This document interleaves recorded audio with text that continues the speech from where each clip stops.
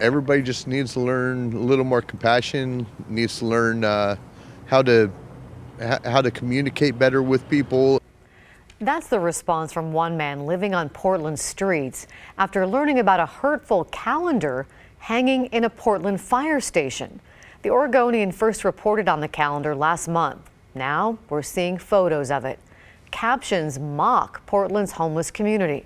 Catherine Cook talked with advocates tonight about what they hope comes out of this. Portland firefighters spending Tuesday afternoon the way many of their colleagues often do, responding to a homeless camp. This call on 122nd and Marine Drive was a small fire. Other calls are drug-related, medical emergencies, or much bigger fires. As the city's homeless crisis increases, this is part of firefighters' new normal. Perhaps it's what led to this. A homemade calendar mocking homeless camps on Portland's east side. A firefighter displayed it last month at Portland Fire Station number 7 on Southeast 122nd. The Oregonian obtained these photos of the calendar, which sparked an internal investigation.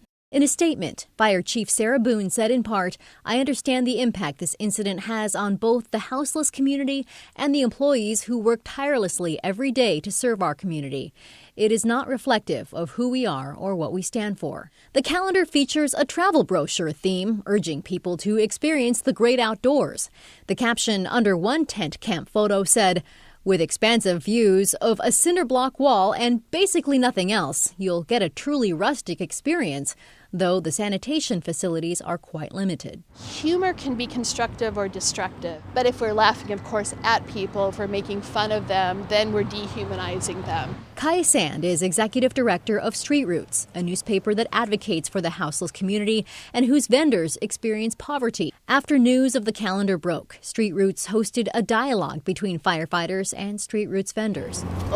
Michael Dusick was among them. It's rough enough out here. He's been living on the street since December. I could see the laughter and the humor behind it, but at the same time, you can't really make humor and laughter out of people's struggle. As for the investigation, Sand hopes for restorative justice, that those responsible for the calendar will get to work directly with those living on the street to talk with them face to face. It does us no good to mock people, but we can find joy together.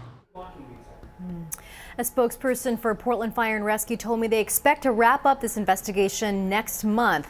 They haven't released the names or number of people involved. Dan. All right, Catherine, thank you.